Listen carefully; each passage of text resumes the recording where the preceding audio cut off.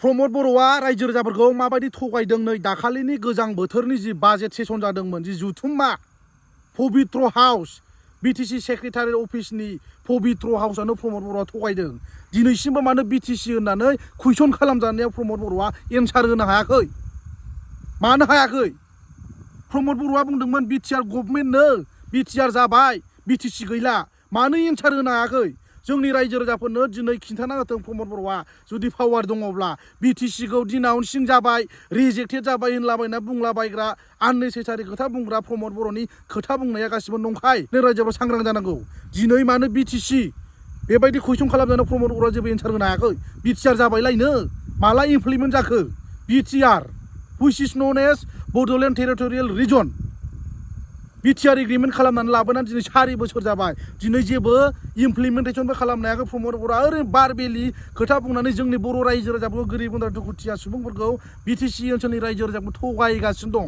ओंखायनो बयबो रायजो राजाफ्रा सांग्रां जानांगौ। प्रमद बर' आरो इउपिपिएलनि खोथा बुंनाया गासिबो नंखाय आनएक्सपेक्टेड रायजो राजाफोर। हेल' लोगोफोर, नोंथांमोना भिडिअखौ उइदाउट स्किप फुल नायबानो जाबाय, अब्लासो नोंथांमोना बुजिगोन।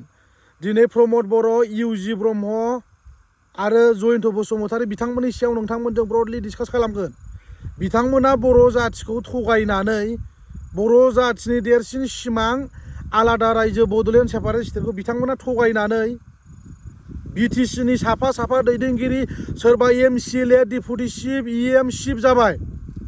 बर' जाथिखौ बिथांमोना जुदि थगायामोनब्ला बेबायदि गल्डेन अपरचुनिटि बिथांमोना मोननाय नङामोन। रायजो राजाफोर बिथांमोना लाजिबावा बर' जाथिखौ थगायनानै बिटिसिनि दैदेनगिरि लिडार जाबाय। बिथांमोना आरो गिदिर गिदिर लेक्सार होबावो। बर' जाथिनि सिमां आलादा रायजो बड'लेण्ड सेपारेट स्टेटखौ थगायनानै बिटिसिनि चिफ इएम जाबाय। जुदि थगायामोनब्ला बर' जाथिखौ पलिटिक्स खालामनानै आलादा रायजो बड'लेण्ड सेपारेट स्टेट बिफ्लानानै जुदि पलिटिक्स खालामामोनब्ला दिनैनि डेटआव जिन्दिगिबो थैलाय उजिलाय इउपिपिएलनि दैदेनगिरि नेताफ्रा सोरबा प्रमद बर'आनो होन, सोरबा गबिन्दआनो होन, सोरबा जयन्त बसुमतारीया होन, सोरबा इउजि ब्रह्मआनो होन, इउपिपिएलनि जेसेबां दैदेनगिरि नेताफोर दं दा एक्जिस्टिं जायफोर लिडार्स बिथांमोना बर' जाथिखौ थगायनानैसो दैदेनगिरि जादों। रायजो राजाफोर बेखौ गोसोआव ला।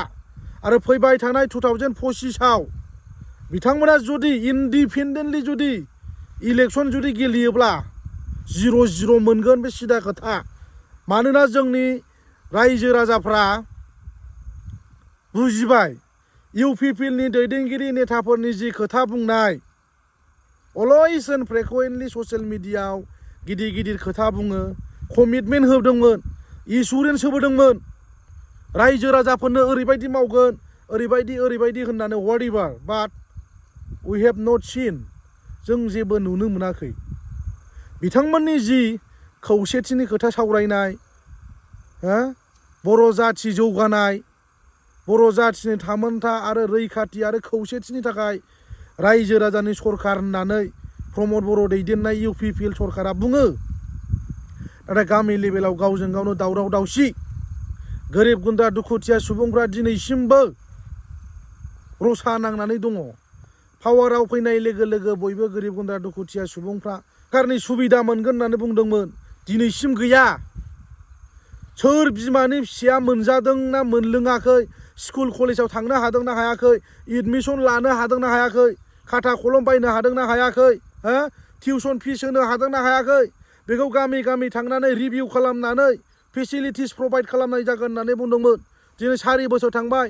रायजो राजाफोर बिथांमोना दिनैसिमबो गोरिब गुन्द्रानि दुखुथिया सुबुंफोरनि गथ' गथायफोरखौ अनसायगोन, राङारि अनसुंथाइ होगोन होनना बुंदोंमोन। बेफोरखौथ' बाद दोनबावदो। दिनै एकर्ड जाखांनायनि उनाव इन्डिपेन्डेन्ट समस्यानो दिनैसिमबो सलुसन जायाखै, समाधान जायाखै। अब्ला बिथांमोननि खोथाखौ जों मा फोथायनो रायजो राजाफोर? ओंखायनो फैबाय थानाय समाव इउपिपिएलआ हारसिं गेलेयोब्ला 0-0 देरहाया, बे सिदा खोथा। सरकार दानो हाया 2025आव, बेखौ रायजो राजाफ्रा गोसोआव ला। मानोना बिथांमोना आलादा रायजो बड'लेण्ड सेपारेट स्टेटखौ फाननानैसो बर' जाथिनि देरसिन सिमां which is known as Bodoland separate state बेखौ दिल्लीयाव फाइनाल एन्ड कमप्रिहेन्सिभ सलुसन साइनिं खालामनानै फैनानै बिथांमोना साडेनलि एकर्ड खालामनानै बर' जाथिनि मोननांगौ जि मोनथाय जि अधिकार बेखौ दंस' खालामदों नोंथांमोनाबोथ' नुबायना ओंखायनो रायजो राजाफोरा कनसियास आरो सांग्रां जानांगौ दिनै बेबायदि एकर्ड खालामामोनब्ला बिथांमोना BTCनि चिफ EM GM MCLA जानायनि बेबायदि चान्स आरो सुबिदा एबा खाबुखौ मोननाय नङामोन दिस इज भेरि आनफर्चुनेट जोंनि बर'नि जि सिमां जि मिजिं दंमोन बेखौ दिनै दंस' खालामदों UPPL सरकारा रायजो राजाफोर ओंखायनो समग्र जोंनि रायजो राजाफ्रा सांग्रां जानांगौ आरो बे भिडिअनि गेजेरजों आं नोंथांमोनखौ आपिल खालामो नोंथांमोना बयबो कनसियासनेस जानाया मोजां दिनैनि डेटआव जोंनि बर' रायजो राजाफोरखौ थगायनानै बिथांमोना 4 बोसोर सरकार सालायबाय अब्लाबो बिथांमोना रायजो राजानि जेरैबायदि खामानि मावनांगौमोन जेबो मावनो हायाखै खालि इनागुरेसन खालामनाय इस्टाब्लिशमेन्ट खालामनायल' जेबो गोदान निउ इनफ्रास्ट्राकचार जों नुनो मोनाखै खयथा इउनिभारसिटि लुखो रायजो राजाफोर नोंथांमोना सों प्रमद बर'नाव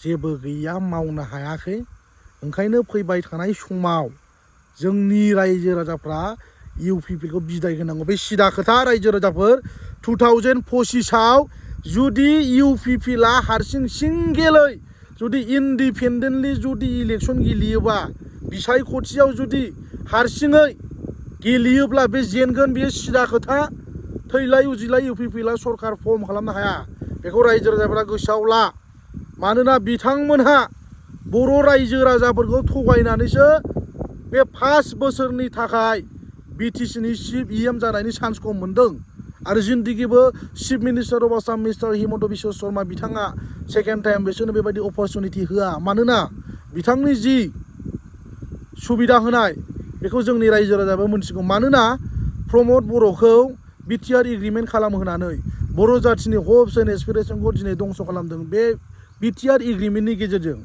सेकेन्ड टाइम बेखौ बोरैहाय चान्स होनो बेनो बेबायदि अपरचुनिटि होआ रायजो राजाफोर ओंखायनो नोंथांमोना बयबो सांग्रां जा बिथांनि जि थांखि जि बिथांखि बर' जाथिनि जि सिमां आलादा रायजो बड'लेण्डखौ दिनै प्रमद बर'आ दंस' खालामबाय बे BTR एग्रिमेन्टनि गेजेरजों बेखौ 1 नाम्बाराव 1 नाम्बाराव नोंथांमोना गोसोआव ला किप डेट इन इउर माइन्ड अके रायजो राजाफोर BTR एग्रिमेन्ट जासे जानानैबो जेरैबायदि जौगानांगौमोन जेरैबायदि गिदिर गिदिर लेक्सार होदोंमोन दिनै गासिबो उल्थासो रायजो राजाफोर BTCखौ दंस' खालामनाय एकर्डसो बियो नोंथांमोना जानला मानला खोथाफोरखौ बिसास खालामनो नाङा ट्रास्ट खालामनो नाङा मानोना बिकज प्रमदनि जि खोथा बुंनाय जि कमिटमेन्ट होनाय गासिबो आनएक्सपेक्टेड आननेसेसारि खोथा बुङो रायजो राजाफोरखौ प्रमद बर'आ दिनै मिसलिडिं खालामगासिनो दं रायजो राजाफोर रायजो राजानि आरो बिर जोहोलावफोरनि मुंख्लंफोरनि जिउजों प्रमद बर'आ दिनै गेलेगासिनो दङ दिनै बिथांमोननि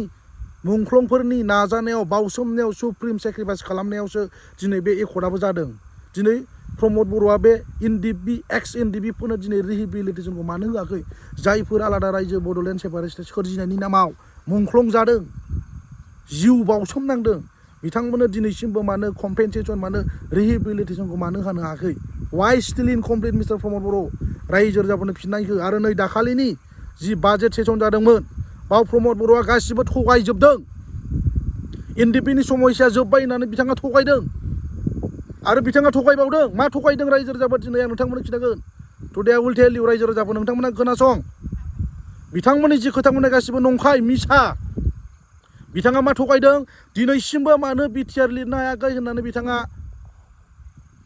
सोंजानायाव कुइसन खालामजानायाव एन्सार होनो हायाखै वाइ स्टिल BTC दासिमबो मानो BTC